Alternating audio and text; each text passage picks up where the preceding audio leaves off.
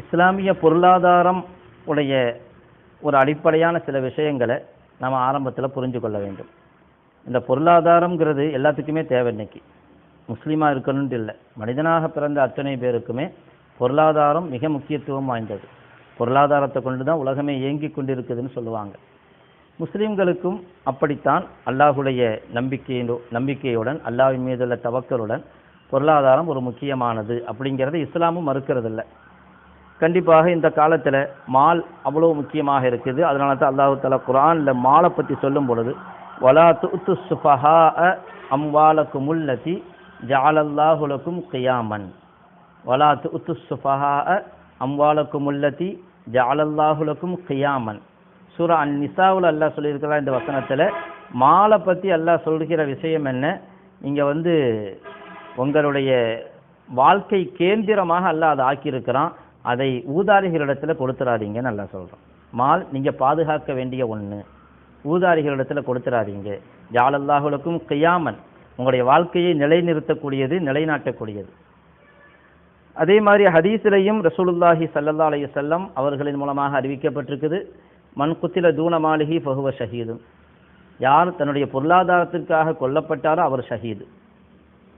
மன் குத்தில தூன மாலிஹி ஃபஹுவ ஷஹீத், யார் பொருளாதாரத்தை பாதுகாப்பதற்காக, தன்னுடைய செல்வத்தை பாதுகாப்பதற்காக கொல்லப்படுகிறார் என்றால் அவர் ஷஹீதுடைய அந்தஸ்து அவருக்கு கிடைக்கும், அந்த நன்மை கிடைக்கும் என்றார்கள் ஸல்லல்லாஹு அலைஹி வஸல்லம் அவர்கள். எனவே பொருளாதாரம் மிக முக்கியத்துவம் வாய்ந்தது அப்படிங்கிற ஒரு விஷயத்தை புரியணும். இரண்டாவது, உலக அளவில் பொருளாதார கொள்கைகள் முக்கியமாக பேசப்படுகிற பொருளாதார கொள்கை ஒன்று முதலாளித்துவம், இன்னொன்று கம்யூனிசம். இந்த ரெண்டு பொருளாதார கொள்கை தான் இன்னைக்கு உலகத்தில் பேசப்படுது பெரிதளவில். கம்யூனிசம் ஒன்று, அதே மாதிரி முதலாளித்துவம். கம்யூனிசம் அப்படிங்கிற பொருளாதார கொள்கை நீங்கள் எடுத்துட்டீங்கன்னா அதனுடைய நிலைப்பாடு பொது உடைமை அப்படின்னு சொல்லுவாங்க. அதாவது எந்த தனிநபருக்கும் எதுவும் சொந்தமாகாது, அது பொதுவானது, எல்லாத்துக்கும் பொதுவானது அப்படிங்கிறது தான் அஷ்யூஇய்யான்னு சொல்லுவாங்க. அது சோசலிசம், கம்யூனிசத்தினுடைய கொள்கை. கம்யூனிசத்தினுடைய இந்த பொது உடைமை கொள்கை ரொம்ப பழமையான கொள்கை. சொல்லப்படுது இதனுடைய ஆரம்பம் இருக்குது கிபி 487 உருவாயிருச்சு. இந்த சிந்தனை, கம்யூனிச சிந்தனை, சோசலிச சிந்தனைங்கிறது இது கிபி 487 உருவாயிருச்சு. பாரசீக நாட்டில் ஒருத்தர் இருந்தார், அவர் தான் இந்த கொள்கையின் பக்கம் மக்களை அழைத்தார். அவருடைய அழைப்பு கொஞ்சம் வித்தியாசமாக இருந்துச்சு. எந்த அளவுக்குன்னு சொன்னால், மால் மட்டுமல்ல, அந்நிசா இஷ்திராக்கு நாஸ் ஃபில் அம்வாலி வன்னிசா, பெண்களை ஒரு போக பொருளாக பயன்படுத்துகிற சிந்தனை. இதெல்லாம் மக்கள் எல்லாருமே இஷ்திராக்கு நாஸ் ஃபில் அம்வாலி வன்னிசா, பெண்கள் செல்வம் அத்தனையிலும் எல்லாரும் கூட்டு, யாரும் எதையும் எப்படியும் அனுபவிச்சு கொள்ளலாம் அப்படின்ட்டு ஒருத்தர் என்ன செஞ்சாரு, ஆரம்பமாக அதனுடைய வரலாற்றினுடைய ஆரம்பம் அது. ஆனா இது என்னாச்சு, ஒரு பெரிய ஃபித்னா உருவாக்கும் இப்படிப்பட்ட கொள்கைகள். இது சரியான கொள்கை இல்லை. ஆனா பிற்காலத்துல இதை இன்னும் கொஞ்சம் மெருகூட்டினாங்க. பெண்கள் விஷயத்துல அதெல்லாம் கொஞ்சம் விட்டுட்டு இன்னும் கொஞ்சம் மெருகூட்டினாங்க. இந்த கம்யூனிசத்தினுடைய கொள்கையில அடிப்படையானது என்னன்னு கேட்டா, கடவுளே இல்லைங்கிற கொள்கையும் அதில் சேர்ந்திருக்கும். அல்லாஹ் ஒருவன் கிடையாது, உலகை படைத்தவன் ஒருவன் கிடையாது, கடவுள் மறுப்பு கொள்கையோடு சேர்ந்து தான் அது வரும். கடவுளை மறுக்கக்கூடியவங்களும் இருப்பாங்க. இந்த கம்யூனிசம்ங்கிறது எல்லாருக்கும் எல்லாம் சொந்தம், யாருக்கும் எதுவும் தனிப்பட்ட முறையில் சொந்தம் கிடையாது, எல்லாமே அரசாங்கத்துக்கு சொந்தம். அரசாங்கம் எல்லா பொருளையும் தன் கையகப்படுத்திடும், யாருக்கு என்ன தேவையோ எவ்வளோ தேவையோ பிரித்து கொடுக்கும். அரசாங்கம் எவ்வளோ கொடுக்குதோ அதை வாங்கி கொள்ளணும். நம்ம எவ்வளோதான் கஷ்டப்பட்டு வேலை செஞ்சால் கூட அரசு நமக்கு எவ்வளோ கொடுக்குதோ அவ்வளோதான் கிடைக்கும். இன்றைக்கி நம்ம நிறையா படித்து நல்ல வேலை செய்கிறோம், நிறைய சம்பாதிக்கிறவங்க இருக்கிறாங்க, கம்மியாக சம்பாதிக்கிறவங்க இருக்கிறாங்க. ஆனால் கம்யூனிச கொள்கையில் அப்படி கிடையாது. அவங்க முழுமையாக பொதுவுடைமையாக ஆக்கிடுறாங்க. ஆனால் இந்த கொள்கை நிலைக்க முடியாது, நிலைக்கவும் இல்லை.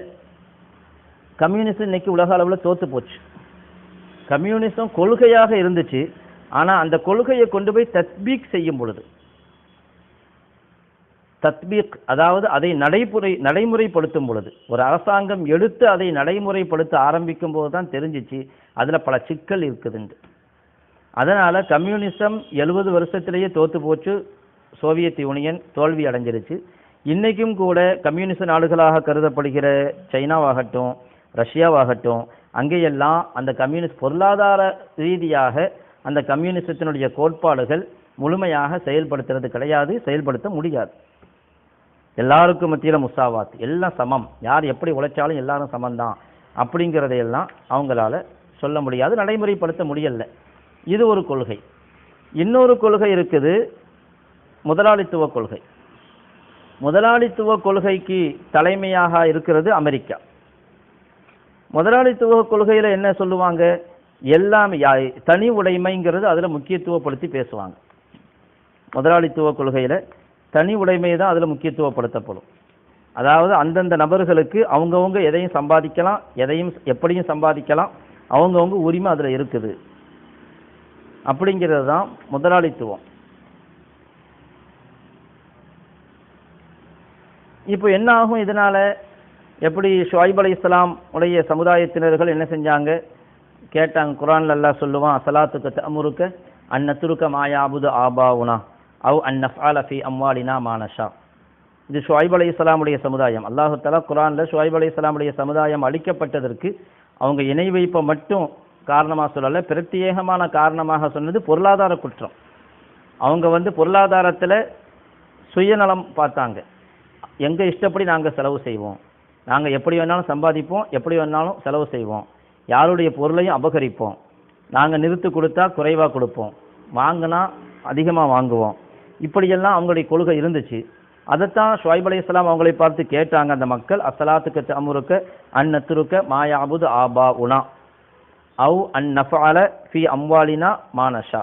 அனைமா இந்த ஆயத்து சூரா ஹூதுல வருது, வமா மின் தாப்பாவில் அஸ்ஸலாத்துக தஅமுருக அன் நத்ருக மா யாபுது. அதாவது உங்களுடைய தொழுகை எங்களை ஏவுகிறதா, நாங்கள் வணங்கி கொண்டிருந்த கடவுளர்களை எல்லாம் விட்டுவிட வேண்டும், எங்களுடைய மூதாதையர்கள் வணங்கிய கடவுளர்களை விட்டுவிட வேண்டும், எங்களுடைய செல்வத்திலே நாங்கள் நாடியபடி செயல்படுவதை உங்கள் கொள்கை தடுக்குதா, உங்கள் தொழுகை தடுக்குதா?